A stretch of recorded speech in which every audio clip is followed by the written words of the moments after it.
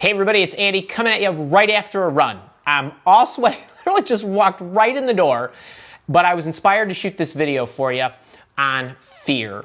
And I'm gonna tell you why this popped into my head and why I just wanted to turn the camera on and do it. A couple of weeks ago on one of my live shows, somebody was asking me about how they overcome fear. There were a couple of questions about different types of fear that they were having. They wanted to know how to overcome them. And I thought about it. I was out on a run, and as you know, the world right now, most of it is shut down. Restaurants aren't open, swimming pools aren't open, and I was out for a run, which obviously I can still do. I haven't been able to get in a swimming pool for a 3 weeks. I'm still not going to be able to get in a pool for a month. It's going to be a couple of months. I've got an Ironman triathlon event coming up. I'm not getting all my laps in. I'm not getting all my bike rides in, all that kind of stuff. And as I was running, I started to think about, would I be ready? And I feel like I will. I have faith in the process. I trust the work that I've put in. But I realized that I had to condition myself to get to that spot. And a lot of people, they have not. And so I was thinking about these individuals who were asking me this question. I thought, you know what? I wanna give 3 good pointers on how I think you can come over any fear that you have. And let's talk about a little bit here about where fear comes from. There's really 2 sources of fear, aside from, well, 3, I guess, aside from the fact that, you know, when a big grizzly bear's chasing us and we've got to run for our lives, that is fight or flight or fight response kicks in where we're fearing for our lives. I'm going to park that one, put that one to the side. But really it comes from 2 other places as us evolved professionals think of it, is in terms of loss or hardship. So I have something that I'm going to lose. I'm afraid to lose it. I'm fearful. Or there's a hardship element to it where that's going to be difficult to do, and I'm nervous that I'm not going to be any good at it, or I'm not sure how I'm going to accomplish it. Let's talk about those kind of fears, because I think those are the kind of fears that most people have. And the one thing that I think everybody needs to understand is confidence in it. In order to gain that confidence to overcome the fears and to get yourself in motion, the one thing that you got to remember, and I got my note cards here, even though you're not sitting there in the audience for me, but confidence is built. It's not like any of us come out of the womb and we're totally confident. It is that self-esteem that we have about our ability to do something, how we feel about ourselves, and self-efficacy is built over time. And what I want to talk with you about today is how do we actually build that to overcome the different types of fear that we can have. And the first technique is, many times what we're afraid of is actually something that we can condition through repetition. So what do I mean by that? Well, if I'm afraid that I'm not going to be able to run a marathon, I could run 1 mile in one day. A couple days later, I could run 2. Over weeks, I could run 3 and 4 and 5 and so on. And not only rep it and do the runs, but also increase the level of difficulty each time. And as I'm in motion and I continually see that I'm able to do it, my confidence is raised. But in a professional setting, for example, maybe you're a new salesperson and you have to make cold calls. That's not a natural act to most of us. It certainly wasn't to me. But as you go into your day and you make your phone calls, as you make the first one, you might be a little nervous. As you make the second one, it's going to get a little easier. As you make the third one easier, and fourth easier still, and so on. But you can do it over and over and over again. It's going to become easier. You just got to make sure that you take that first step, because that first step is usually the hardest.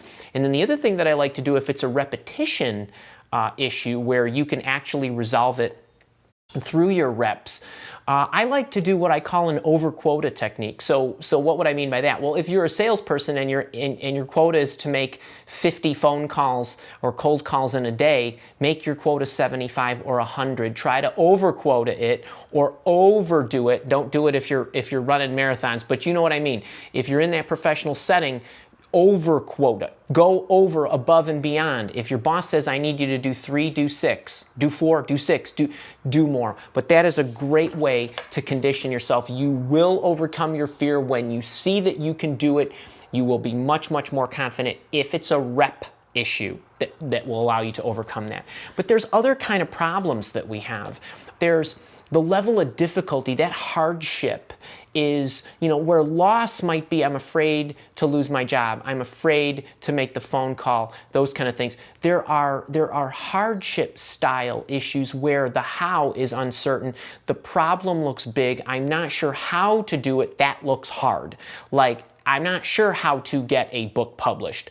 I'm not sure that I can write a book. I'm not sure what all that entails. And what a lot of people do is they become fearful and debilitated because they can't see the entire how I will accomplish every single step. Now, on the one hand, I would say the how is the fun part. That's the journey. That's the stuff you ought to embrace. But for purposes of our discussion here today, I want you to think of a difficult problem or a hardship problem so that you can actually break it down. So if you break it down into different smaller pieces, you have to remember the only step that you need to take is the next step. I have something on my journal, the front page of my journal, that is a reminder that I look at every single day. I actually a few weeks ago showed you the front page of my journal. Maybe somewhere I'll link it to my Instagram or wherever I post it in the description here. But when you think about actually gaining momentum and gaining confidence, all I think about is my one action rule. What is the one next step I need to take? That's the only thing I need to figure out how to do. Now, yeah, there's a lot of different elements to writing a book. There's a lot of different steps you have to take to ultimately get it published and then to sell it and to work, build your platform and all that good stuff. But the first step you have to take is you have to figure out what you want to write about. You have to probably get a formula down for yourself to actually write. You need to be able to create an outline so that you know what the book's going to look like. You got to write the book.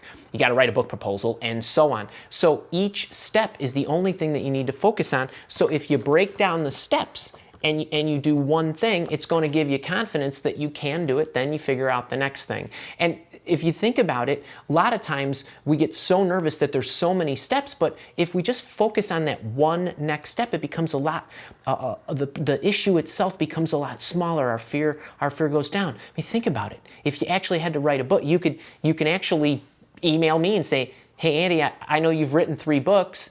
What would be the first 3 steps you'd recommend that I take? And I would be happy to email you back, and I bet a lot of other people would be happy to give you a hand.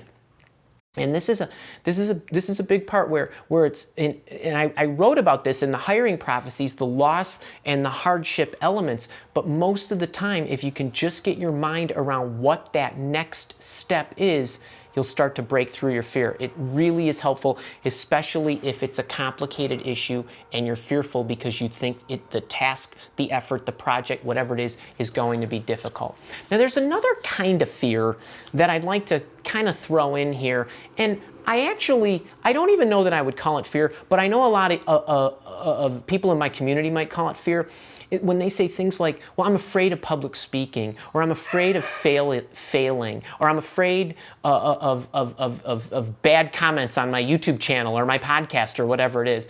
Really, what is happening in those types of situations is I kind of laugh when somebody asks me those questions. Not that I'm laughing at them, I'm kind of laughing with them. I always say, well, there's really no such thing as fear of public speaking. There's really no such thing as you're fearful that somebody's going to put some bad comments on your YouTube channel. What you're really afraid of is of how you're going to look, and your fear. It's an ego thing talking, where you're worried about how am I going to come off as somebody who's on that stage, not knowing what I'm talking about, or I'm worried they're going to think I don't know what I'm talking about.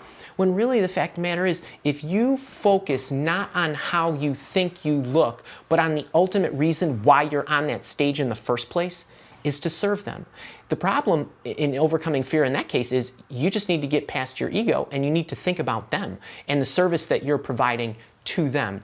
And the moment you take your mind off yourself and you put it onto them, the fear goes away. So I really hope you enjoyed that. Just to recap it here really quickly.